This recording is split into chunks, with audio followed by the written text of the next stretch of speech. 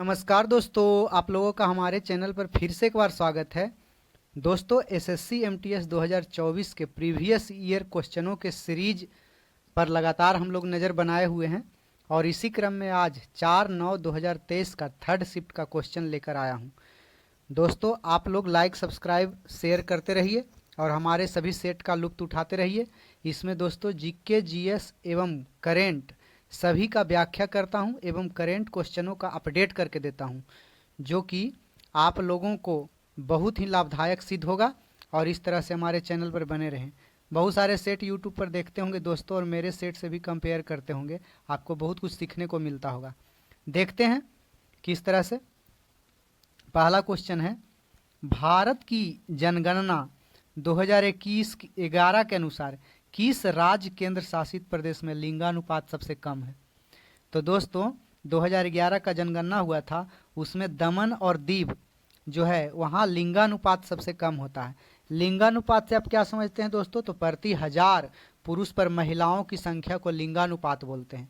अगर बच्चों का लिंगानुपात बोलेगा तो प्रति हजार जीवित बच्चों पर कितना बच्चा मरा ऐसा होगा, और स्त्री पुरुष के संदर्भ में बोलेगा तो ऐसे। यहाँ पे लिंगानुपात मतलब प्रति हजार पुरुषों पर स्त्रियों की संख्या।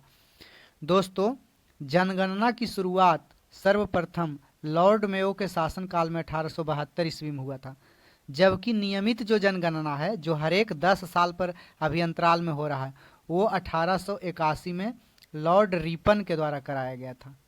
ये लॉर्ड रिपन के द्वारा, जबकि 1872 में शुरुआत में जो हुआ था तो उसको लॉर्ड मेयो के द्वारा करवाया गया था। जनगणना भारतीय संविधान की 7वीं अनुसूची का विषय है दोस्तों, 7वीं अनुसूची का विषय है और धारा 246 के अंतर्गत आता है, तो इसको भी याद रखेंगे। 2011 का जो जनगणना हुआ था इसके जनगणना आयुक्त सी चंद्रमौली जी थे। सी चंद्रमौली साहब थे, यही जनगणना आयुक्त थे। और ये अभी तक की 15वीं जनगणना है, और जबकि पूछेगा स्वतंत्र भारत की तो 7वीं है। स्वतंत्र भारत की 7वीं और अभी तक के टोटल 15वीं। कुछ फैक्ट को याद रखेंगे तो वर्ष 1921 को जनसंख्या का महाविभाजक वर्ष घोषित किया जाता है, जो बराबर सेट में पूछा जाता है। जबकि भारतीय जनगणना 2011 के अनुसार जनसंख्या घनत्व याद रखेंगे 382 व्यक्ति पर वर्ग, 1 वर्ग किलोमीटर में 382 व्यक्ति रहते हैं। सर्वाधिक जनसंख्या यूपी का है, जबकि न्यूनतम जनसंख्या सिक्किम का है, इसको भी याद रखिए। लिंगानुपात की अगर इसमें बात किया गया है तो लिंगानुपात सर्वाधिक केरल राज्य में है, इसको मिटा देते हैं, स्क्रीनशॉट कर लीजिए आप लोग।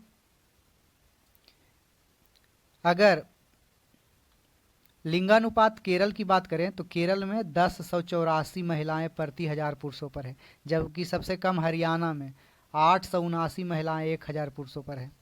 सर्वाधिक साक्षर राज्य कौन है, आप लोग कमेंट करके बताइएगा। दोस्तों, सेट देखने से आप लोग को पता चलता होगा कि कितना डीपली तक बताता हूं और करेंट से जोड़ कर देखता हूं, इसलिए चैनल को लाइक सब्सक्राइब पक्का कर लें और आप दूसरा सेट से भी तुलना करें तो आपको बहुत कुछ सीखने को मिलेगा। और आप लोग का लाइक सब्सक्राइब देख के भी हम सेट बनाने के लिए मोटिवेट होते हैं। नेक्स्ट क्वेश्चन की ओर देखते हैं। आप लोग कमेंट करके बताइएगा, याद भी रहता है दोस्तों, नहीं जो याद रहता है सर्च करके ज़रूर कमेंट करें। भारत का जो जनगणना 2011 हुआ था उसमें सर्वाधिक साक्षर राज्य कौन है, कमेंट कीजिएगा। नेक्स्ट क्वेश्चन देखते हैं। पैराथायराइड हार्मोन के अपर्याप्त स्तर के कारण रक्त में कैल्शियम की कमी निम्नलिखित में से किस स्थिति का कारण बनती है? आप लोग पढ़े होंगे कि रक्त में लोहा की कमी से रक्ताल्पता, जिसको अनीमिया बोलते हैं, उसी तरह से रक्त में कैल्शियम की अगर कमी हो जाए तो अल्प कैल्शियम अरक्तता होता है। उसी तरह से रक्ताल्पता, उसी तरह से अल्प कैल्शियम अरक्तता। मलेरिया की बात करें दोस्तों तो मलेरिया मादा एनोफिलीज मच्छर से होता है, मादा एनोफिलीज, मादा एनोफिलीज। अगर परजीवी पूछे कि किस परजीवी से मलेरिया होता है तो प्रोटोजोआ से होता है, प्रोटोजोआ। मधुमेह इंसुलिन की कमी से होता है, जो अग्नाशय ग्रंथि की बीटा कोशिकाओं से निकलता है। नेक्स्ट क्वेश्चन देखते हैं। निम्नलिखित में से किस नेता ने बिहार में 1857 के विद्रोह का नेतृत्व किया? तो 1857 के विद्रोह का नेतृत्व कुंवर सिंह ने किया, क्योंकि कुंवर सिंह के नेतृत्व में दानापुर के जो पद स्थापित सिपाही थे, जिन्हें पदच्युत कर दिया गया था, पद से हटा दिया गया था, उनके साथ कुंवर सिंह मिल के आरा जिला मुख्यालय पर हमला बोल दिए। कुंवर सिंह कहाँ के थे? जगदीशपुर के थे, इसको भी याद रखिएगा। अच्छा, ये भी याद रखिएगा 1857 की क्रांति से रिलेटेड 1856 में एक ब्राउन बैस नामक बंदूक के स्थान पर एनफील्ड राइफल का प्रयोग किया अंग्रेज लोग, जिसमें गाय और सूअर की चर्बी मिलाई जाती थी। इसी का सर्वप्रथम विरोध 29 मार्च 1857 को 29 मार्च 1857 को मंगल पांडे नामक व्यक्ति ने कर दिया, जिनको बाद में 8 अप्रैल 1857 को फांसी दे दिया गया। वह मंगल पांडे के बारे में पूछता है कि मंगल पांडे किस इन्फेंट्री से संबंधित थे? तो 34वीं बंगाल नेटिव इन्फेंट्री से संबंधित थे। 1857 के क्रांति के समय पीएम पूछता है और गवर्नर जनरल पूछता है। तो पीएम का याद रखेंगे नाम कि पामस्टन था ब्रिटेन का पीएम उस समय, जबकि गवर्नर था लॉर्ड कैनिंग। सभी में इतना फैक्ट बता देता हूं दोस्तों। जांच हेतु 1857 की क्रांति के विद्रोह के जांच के संबंध में एक आयोग गठित किया गया था, उसका नाम था पील कमीशन। इसको भी याद रखिएगा, ये भी पूछता है पील कमीशन। क्वेश्चन इसी तरह से बने रहिए, सब क्वेश्चन का डिटेल आप लोगों के सामने दूंगा, ये चैनल पर हमेशा बने रहिएगा। नेक्स्ट क्वेश्चन देखते हैं। मध्य प्रदेश की मुख्यमंत्री सीखो कमाओ योजना के तहत सरकार निम्नलिखित में से क्या प्रदान नहीं करेगी? तो सीखो कमाओ योजना के तहत वित्तीय सहायता प्रदान करती है, जिसे प्रशिक्षण देती है और रोजगार परक कौशल डेवलप करती है, ताकि आदमी सीखो और कमा लेगा। उसमें लैपटॉप नहीं देती है, लैपटॉप खुद खरीदना पड़ता है दोस्तों, इसलिए सब कुछ सरकार नहीं देगी। याद रखेंगे कि राज्य से रिलेटेड है लाडली लक्ष्मी योजना भी मध्य प्रदेश के द्वारा बहुत चर्चा का विषय बना हुआ था, और इस तरह से ये इसको भी याद रखिएगा। अगर हम लोग बिहार से हैं दोस्तों, तो इसको भी याद रखेंगे कि मिशन दक्ष जो बिहार से हैं उनके लिए, मैं बिहार से हूँ इसलिए कुछ योजना एक दो को बता देता हूँ। मिशन दक्ष 1 दिसंबर 2023 को लॉन्च किया गया, 1 दिसंबर 2023 को लॉन्च किया गया। वो जितने शैक्षणिक स्तर पर, प्राइमरी स्तर पर जो कमज़ोर बच्चे हैं 25 लाख बच्चों को उसके तहत शिक्षा से जोड़ना और उसमें शिक्षा के स्तर का सुधार करना है। इसका एक मुख्यमंत्री अल्पसंख्यक उद्यमी योजना लागू किया नीतीश सरकार ने, जिसमें बेरोजगार अल्पसंख्यक जो भी थी, महिला पुरुष सभी को रोजगार करने के लिए 10 लाख रुपए दिया जाता है इसमें। तो ये 2 चीज़ याद रखेंगे। हमारा पड़ोसी राज्य, प्यारा पड़ोसी यूपी उत्तर प्रदेश, जहाँ की सरकार ने लॉन्च किया नंद बाबा दुग्ध मिशन, जिसमें दुग्ध उत्पादन को बढ़ावा देने के लिए, और पंचामृत योजना, ये भी गन्ने की खेती में। डिजिटल डॉक्टर क्लिनिक योजना यूपी के द्वारा लॉन्च किया गया है, जो कि डिजिटली रूप से डॉक्टर को सभी लोगों से जोड़ना है। नेक्स्ट क्वेश्चन देखते हैं। जो बोलता हूँ दोस्तों उतना लिखेंगे तो बहुत वीडियो लंबा हो जाएगा, इसलिए मैं बोल देता हूँ। इसलिए अगर संभव हो तो वीडियो पॉज कर करके लिख लें, क्योंकि सभी अपडेट कर करके देता हूँ। निम्नलिखित में से किसने अश्वशक्ति की एक इकाई स्थापित की, जो एक घोड़े के द्वारा 1 मिनट में 33,000 फुट पाउंड काम करने के बराबर है? यानी कि सीधा क्वेश्चन पूछ रहा है कि अश्वशक्ति की इकाई स्थापित की, वो कौन, किसने स्थापित की? तो जेम्स वाट के सम्मान में रखा गया है। इसमें एक अश्वशक्ति यानी हॉर्स पावर, एक हॉर्स पावर बराबर याद रखिएगा 746 वाट होता है, जबकि 1 किलो वाट बराबर 1.34 हॉर्स पावर होता है अश्वशक्ति। 1 किलो वाट घंटा बराबर याद रखिएगा 3.6 गुना 10 के पावर 6 जूल होता है, इसको भी याद रखिएगा। नेक्स्ट क्वेश्चन देखते हैं। ग्रैमी जीतने वाली पहली भारतीय महिला है, तो पहली भारतीय महिला तन्वी शाह है। ग्रैमी का स्थापना 1959 में हुआ था। अभी याद रखेंगे कि हाल फिलहाल का ग्रैमी करेंट अपडेट करके याद रखिएगा कि 66वां ग्रैमी अवार्ड जो 4 फरवरी 2024 को 22-23 के लिए दिया गया था। 2024 में ग्रैमी अवार्ड में album of the year midnight को मिला है। मिडनाइट को मिला है। मिडनाइट को एल्बम ऑफ द ईयर। इसके मेन जो लॉन्च करता कौन है, तो टेलर स्विफ्ट, गायिका जो अमेरिकी गायक टेलर स्विफ्ट।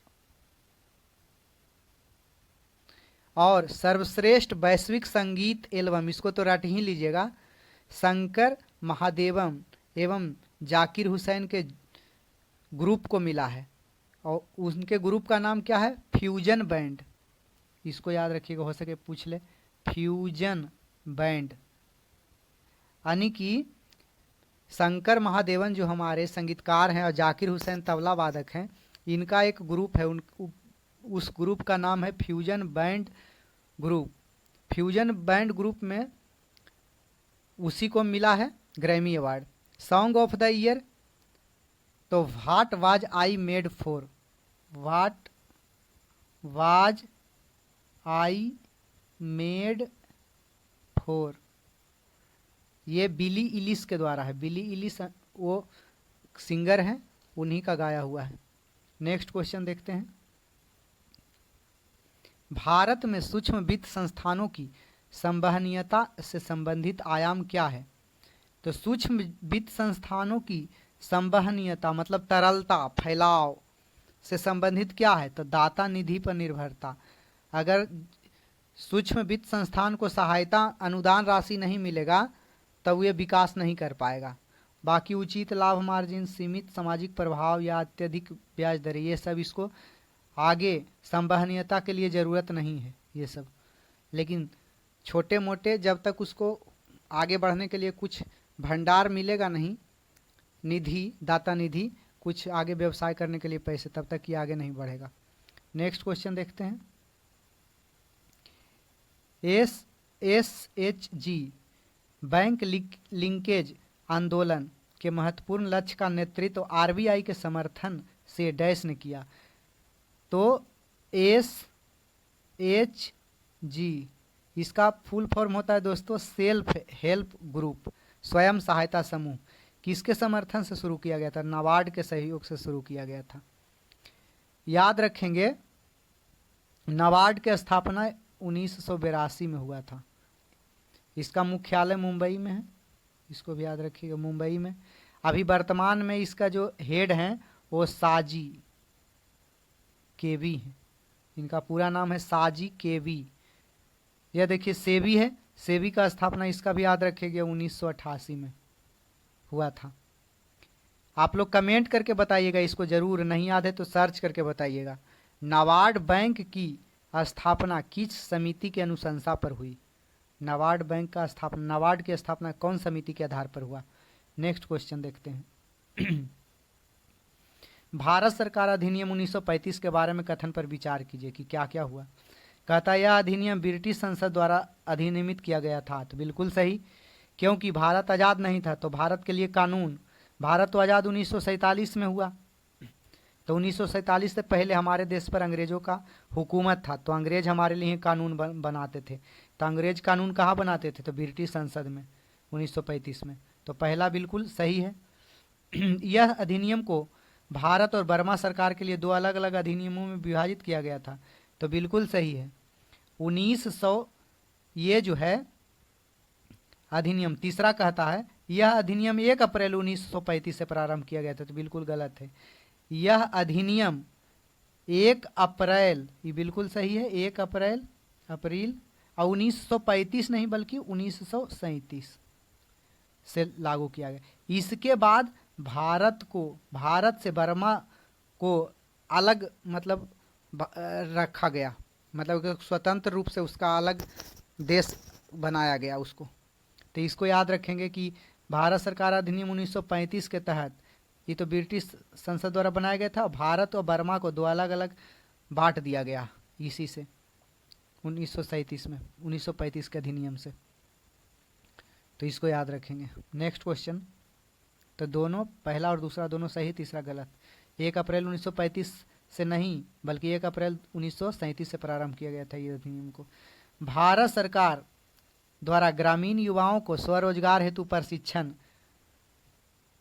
योजना किस वर्ष शुरू किया गया, जिसको ट्राइसम बोलते हैं। बराबर एग्जाम में पहले भी पूछा जाता था। 1979 में ट्राइसम अधिनियम योजना, ट्राइसम योजना लागू किया गया। कुछ योजना का याद रखेंगे कि जनधन योजना कब लागू हुआ। जनधन योजना 2014 में। फेमस योजनाओं को याद रखेंगे। मेक इन इंडिया ये भी 2014 में ही हुआ था, ये भी फेमस है। नमामि गंगे, नमामि गंगे योजना ये भी 2014 में हुआ था। बेटी बचाओ बेटी पढ़ाओ, बेटी बचाओ बेटी पढ़ाओ। एक होता है अमृत योजना, अमृत AMRUT, इसका फुल फॉर्म है Atal mission rejuvenation for urban transformation, यानी 100 स्मार्ट सिटी के लिए इसको लॉन्च किया गया था। यानी कि बेटी बचाओ बेटी पढ़ाओ और अमृत योजना, ये दोनों को 2015 में लॉन्च किया गया था। उज्ज्वला योजना जिसमें BPL परिवारों को फ्री गैस कनेक्शन दिया गया, ये 2016 सिस्टमेटिकली बता दिया दोस्तों। PM जन आरोग्य योजना जो रांची के, झारखंड के रांची से स्टार्ट हुआ था 2018 में, जिसमें 5 लाख के बीमा सरकार स्वास्थ्य कवर देती थी।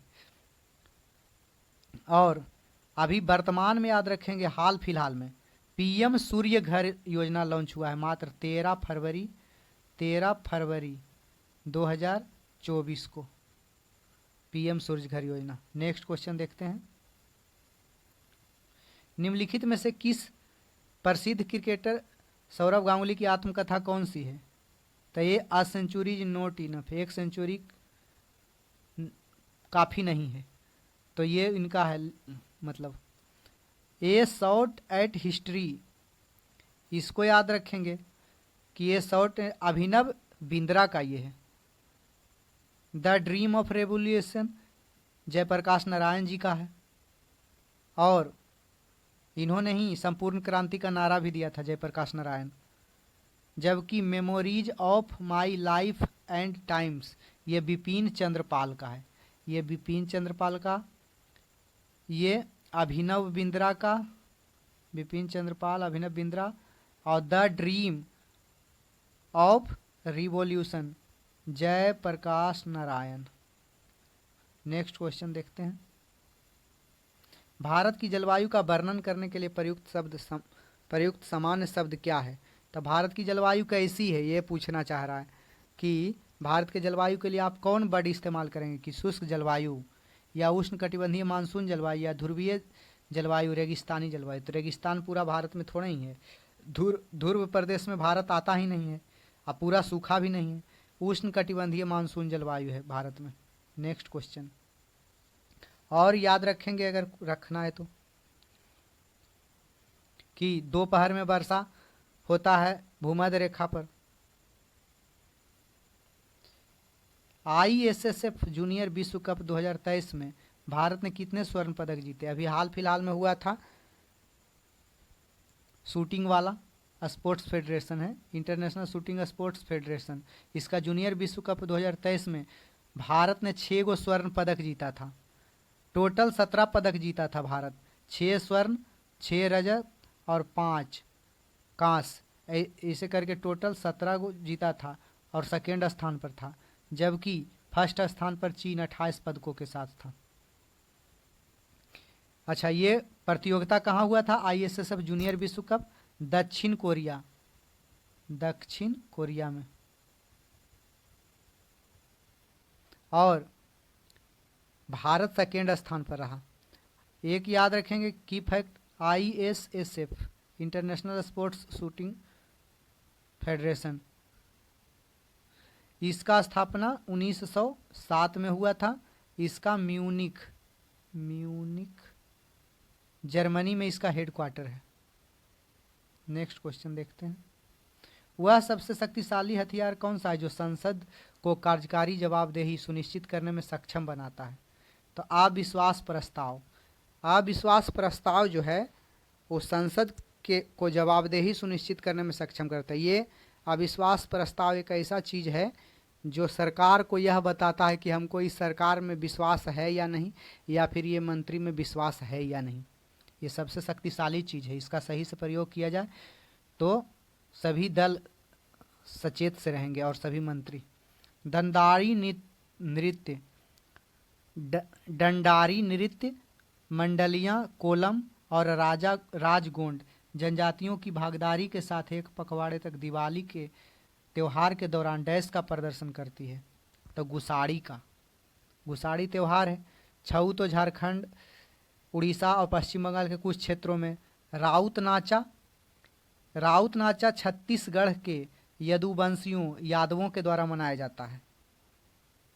और बैगा परधोनी, तो बैगा परधोनी जो है बैगा समुदाय के द्वारा किया जाता है। उड़ीसा, पश्चिम बंगाल, मध्य प्रदेश, छत्तीसगढ़, बिहार, ये सब क्षेत्रों में मनाया जाता है बैगा परधोनी। नेक्स्ट क्वेश्चन देखते हैं। एक प्रसिद्ध नृत्य इतिहासकार डॉक्टर सुनील कोठारी को असम सरकार द्वारा 2019 में राज्य की किस नृत्य शैली को लोकप्रिय बनाने के लिए माधव देव पुरस्कार से सम्मानित किया गया? तो असम सरकार द्वारा कौन नृत्य शैली को? तो सत्रिया। ये बराबर पूछा जाता है। भारत में शास्त्रीय नृत्यों की संख्या 8 हो गई है, उसमें से सबसे नया जिसको हाल फिलहाल में शास्त्रीय नृत्य का दर्जा मिला था असम के सत्रिया को, तो इसको भी याद रखेंगे। बिहू कहाँ का है? असम का ही है। बगुरुम्बा कहाँ है? बगुरुम्बा जो है वो असम और पूर्वोत्तर राज्य है, लगभग सभी राज्यों में मनाया जाता है, पूर्वोत्तर राज्यों में। जबकि ओजापाली भी असम का ही है। बाकी बहुत सारे नृत्य होते हैं, उसको भी याद रखिएगा। अभी नेक्स्ट वाला भी नृत्य से ही क्वेश्चन, नृत्य का क्वेश्चन करके ही जाइएगा दोस्तों, बराबर पूछता है। कौन सा शाब्दिक अर्थ है जादूगरनी का नृत्य? यह भारतीय शास्त्रीय नृत्य की प्रदर्शन सूची में सबसे आकर्षक नृत्य शैली में से एक है। तो मोहिनी अट्टम, मोहने वाला, इसी को बोलते हैं जादूगरनी। माने जादूगर जैसे मोह लेता है उसी तरह से मोहिनी अट्टम मोह लेता है। इसके नृत्य पुरोधा, बार बार जो मेरा सेट देखते होंगे उनका तो बहुत सारा क्वेश्चन ऐसे ही रटा गया होगा, क्योंकि बहुत सारा क्वेश्चन एक ही आता है, मैं बराबर उस चीज़ को बोलता हूँ। तो मोहिनी अट्टम जो मन को मोह ले, यानी जादूगरनी, जादू कर दे हमारे ऊपर, देखने वालों के ऊपर। इसमें श्रीदेवी, हेमा मालिनी, इसी के कलाकार, जितना भी एक्ट्रेस हैं कोशिश करता है सब यही सीखने का। कुचिपुड़ी आंध्र प्रदेश का ट्रिक भी बताए थे कि कच्चा पूड़ी कौन खाएगा? अंधरा आदमी, जो अंधा है, क्योंकि आँख वाला तो देख लेगा कि कच्चा पूड़ी है तो वो तो खाएगा नहीं। भरतनाट्यम तमिलनाडु का है और कथकली केरल का है, जबकि कथक उत्तर भारत का, खास करके यूपी में मनाया जाता है। उसके प्रसिद्ध जो हैं नर्तक वो Pandit Birju Maharaj. Team rest of India यानी कि शेष भारत जिसको बोलते हैं, ने 2023 में ईरानी कप जीता। यह किस राज्य में आयोजित किया गया था? तो मध्य प्रदेश में आयोजित किया गया था। शेष भारत ने, याद रखेंगे, शेष भारत ने सौराष्ट्र को 175 रन से हराया। सौराष्ट्र को 175 रन से हरा दिया था। प्रथम संस्करण ईरानी कप का 1959 से 60 में हुआ था, सबसे पहला मैच। ये रेगुलेट करता है BCCI, जो मेरा देख रहे होंगे सेट, वो तो बराबर जानते ही होंगे। BCCI किस का स्थापना कब हुआ था, या फिर बताइएगा BCCI के सचिव अभी कौन है, अध्यक्ष, सचिव, ये सब कमेंट करके बताइए। नेक्स्ट क्वेश्चन, 42वां संवैधानिक संशोधन किस अधिनियम किस वर्ष पारित किया गया? तो 1976 में, जबकि 44वां 1978 में हुआ। अच्छा, भारतीय संविधान में याद रखेंगे, भारतीय संविधान कब लागू हुआ? 26 जनवरी 1950 को भारत गणतंत्र हो गया था, संविधान लागू होते ही। और संविधान अपनाया था 26 नवंबर 1949 को, भारतीय संविधान को अपना लिया था लोग। तो इस तरह से इसको याद रखेंगे। 395 अनुच्छेद 22 भाग ये सब हमारे संविधान में है। नेक्स्ट क्वेश्चन, केरल और कर्नाटक में पूर्वी मानसून वर्षा को डैश के रूप में जानते हैं। पूर्वी मानसून वर्षा को केरल और कर्नाटक में कौन जानते हैं? आम्र वर्षा, क्योंकि इससे आम की खेती को बहुत बढ़ावा मिलता है और उस समय फल का मतलब बढ़ रहा होता है, तो पानी उचित समय से मिलने से वे सब फल बढ़िया और बड़े हो जाते हैं। नेक्स्ट क्वेश्चन, अच्छा, भारत में याद रखेंगे कि सबसे ज़्यादा वर्षा कहाँ से होती है? तो दक्षिण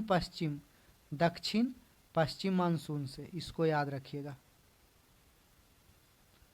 भारत में सबसे ज़्यादा वर्षा दक्षिण पश्चिम मानसून में होती है। जाड़े में वर्षा सबसे ज़्यादा कहाँ होती है? तमिलनाडु में जाड़ा में वर्षा होती है। जबकि दोपहर में वर्षा, तो अभी तो बताए ही थे जस्ट कि भूमध्य रेखा पर हर एक रोज दोपहर में वर्षा हो जाती है पृथ्वी पर। लॉन्ग वॉक टू फ्रीडम किस आत्मकथा किस अफ्रीकी नेता द्वारा लिखी गई है? तो नेल्सन मंडेला के द्वारा लिखी गई है, लॉन्ग वॉक टू फ्रीडम। तो इसको याद रखेंगे। और नेल्सन मंडेला को दक्षिण अफ्रीका का गांधी भी कहा जाता है, इसको भी याद रखिएगा। भारत के प्रमुख स्टेडियमों में से एक Narendra Modi cricket stadium dash में स्थित है, तो यह अहमदाबाद में है, गुजरात में स्थित। दोस्तों, पूर्व नाम इसका था सरदार पटेल स्टेडियम। कब तक? 2021 तक। फिर चेंज होकर नाम इसका पड़ गया मोटेरा स्टेडियम। मोटेरा के बाद पड़ गया दोस्तों नरेंद्र मोदी स्टेडियम, जो कि विश्व का सबसे बड़ा क्रिकेट स्टेडियम है और इसमें 1,32,000 प्लस लोग बैठ सकते हैं। अभी अब क्षमता बढ़ गया, पहले 1,10,000 था, अभी 1,32,000 प्लस लोग बैठ सकते हैं। तो इसको भी याद रखें। इसका निर्माण किस कंपनी के द्वारा किया गया था? तो L&T, लार्सन एंड ट्रूबो कंपनी के द्वारा। नेक्स्ट क्वेश्चन देखते हैं, महाबोधि मंदिर कहाँ स्थित है? तो महाबोधि मंदिर बोध गया में है, जहाँ पे गौतम बुद्ध को ज्ञान की प्राप्ति हुई थी। पटना में महावीर मंदिर है फेमस। आगरा में ताजमहल है, ताजमहल जिसे शाहजहां ने बनवाया था। वाराणसी में बाबा विश्वनाथ की नगरी वाराणसी के, और विश्व का सबसे प्राचीन शहरों में से एक वाराणसी भी आता है। नेक्स्ट क्वेश्चन देखते हैं,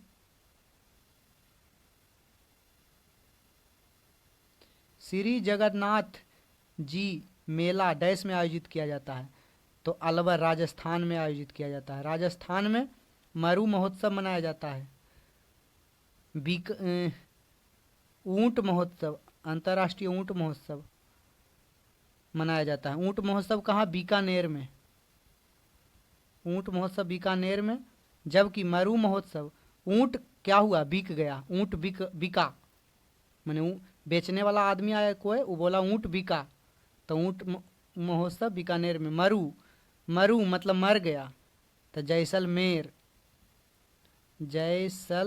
मेर मतलब अभी मरु मेर गया, ऐसे करके याद रखिएगा ट्रिक से। तो जैसलमेर में मरु महोत्सव मनाया जाता है। और जगन्नाथ के बारे में तो फेमस है, जगन्नाथ को उड़ीसा के पुरी में जगन्नाथ रथ यात्रा निकलता है दोस्तों। नेक्स्ट और लास्ट क्वेश्चन आज का है, किस भारतीय संगीतकार हस्ती का जन्म स्थान पश्चिम बंगाल है? तो बप्पी लहरी का। बप्पी लहरी को गोल्ड पहनने का बहुत शौक था दोस्तों, कभी भी देखिएगा फोटो में बहुत गोल्ड। इनका निधन जो है 2022 में ही हुआ, अभी हाल फिलहाल में ही हुआ है। और ये डिस्को संगीत को लोकप्रिय बनाने में अहम भूमिका निभाए। इनका गिनीज वर्ल्ड रिकॉर्ड भी है। 1986 में, यानी एक साल में 180 प्लस गाने रिकॉर्ड करने का है इनका गिनीज वर्ल्ड रिकॉर्ड बना हुआ। अच्छा, आप लोग कमेंट करके बताइएगा, संगीत का जनक किस वेद को कहा जाता है?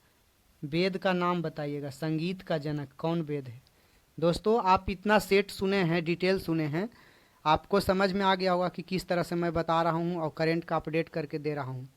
आपको तुलनात्मक और यूट्यूब चैनल पे भी लगता होगा, दूसरा से भी कंपेयर कर सकते हैं। इसलिए लगातार इसी तरह बने रहें, और आप लोग बने रहते हैं, इतना लाइक सब्सक्राइब शेयर कर रहे हैं, बहुत अच्छा लगता है।